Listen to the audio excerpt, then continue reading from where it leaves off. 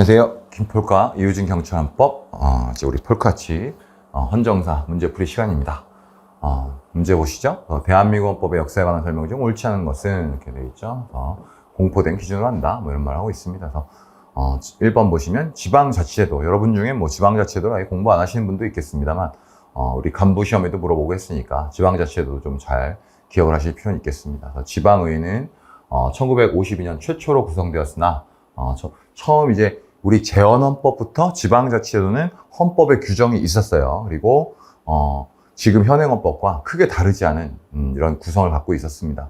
근데 이렇게 구성이 되었으나 문제 또 이게 구성됐지만 이쯤에 이제 이런 구성을 했습니다만 아직 시대가 혼란스러웠겠죠. 그리고 1961년 군사정권에 의해서 해산되었고, 그러니까 이제 박정희가 군사 쿠데타를 일으켰기 때문에 이제 5.16 때문에 이제 해산했고, 그러면서 요게 좀 특징이죠. 조국 통일 시까지 지방의 구성을 유예하는, 그러니까 연기했죠. 연기하는 1972년 헌법 부칙. 그러니까 지방자치제도 자체는 헌법에 규정이 있었습니다만 시행을 안 하고 있는 거죠. 이제 유신헌법 때도 또 재정 자립도를 감안하여 순차적으로 구성하되 그 시기는 법률로 정한다는 1980년 헌법 부칙에 의해서 구성되지 못하다가 아예 유신헌법에서는 유예를 했고, 그 다음에 1980년 헌법에서는 법률로 정한다고 했는데 법률을 만들지 않았어요. 법률을 만들지 않았기 때문에 실제로 지방자치제도는 시행되지 않았습니다. 그리고 동부칙 규정이 폐지된 현행 헌법에 와서야 1991년 다시 지방의회가 구성됐고, 그 이후에 이제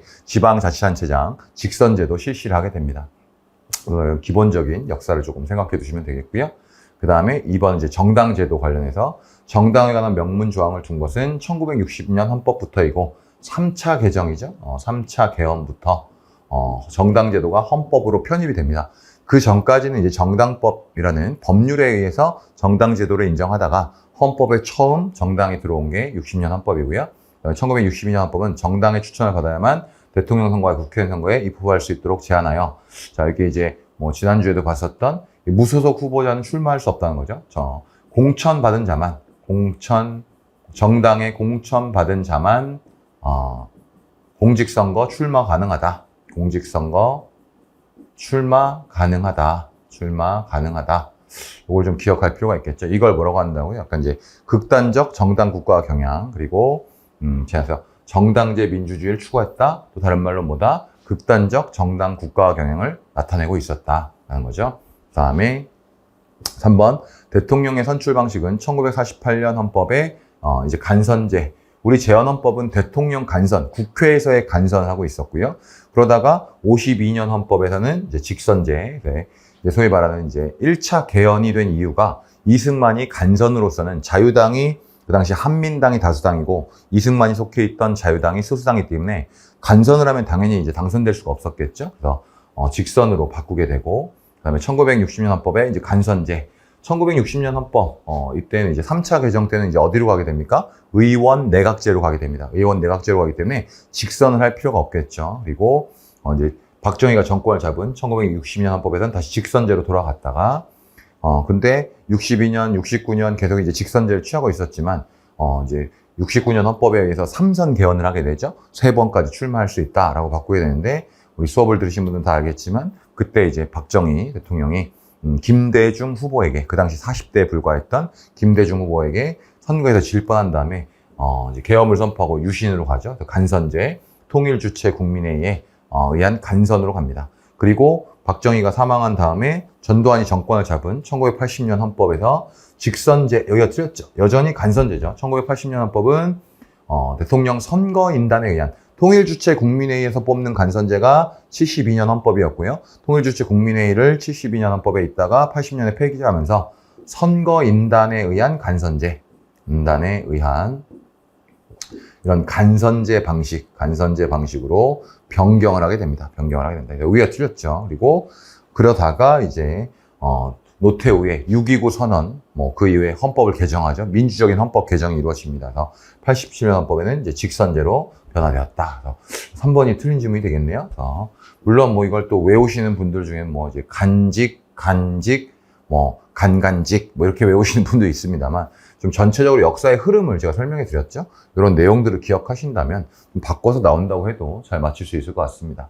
그 다음에 4번 비상계엄하에 군사재판을 일정한 경우에 단심으로 할 수 있다고 규정한 헌법 110조 제4항 본문 지금도 있죠.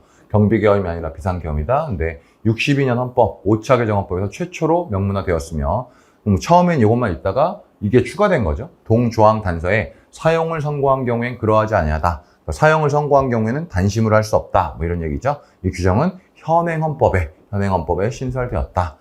이것도 우리가 봤던 내용인데 한 번 더 정확하게 끝까지 확인을 해주실 필요가 있겠고, 그 다음에 1972년 소위 유신헌법에서 삭제되었던 언론 출판에 대한 허가 검열 금지 규정과 함께 집회에 대한 허가제 금지 규정을 부활시킨 역사적 배경은, 그래서 이게 이제 사전 검열 금지 원칙, 검열 금지, 그다음에 사전 허가 금지, 여러분이 표현의 자유에서 배우는 사전 허가 금지 원칙.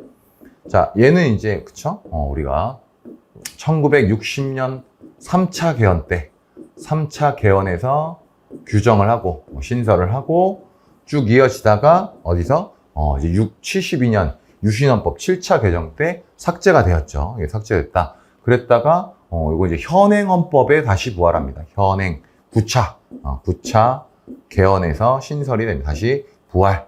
요것도 역사적으로 기억을 하셔야겠죠. 60년 때 신설됐다가 72년에 삭제되었다가 다시 87년 현행헌법에 부활되었다. 근데 이거 부활시킨 역사적 배경은 언론 출판의 자유와 더불어 집회의 자유가 형식적, 장식적 기본권으로 후퇴했던 과거의 헌정사에 대한 반성적 고려에서 잘못되었다 이거죠.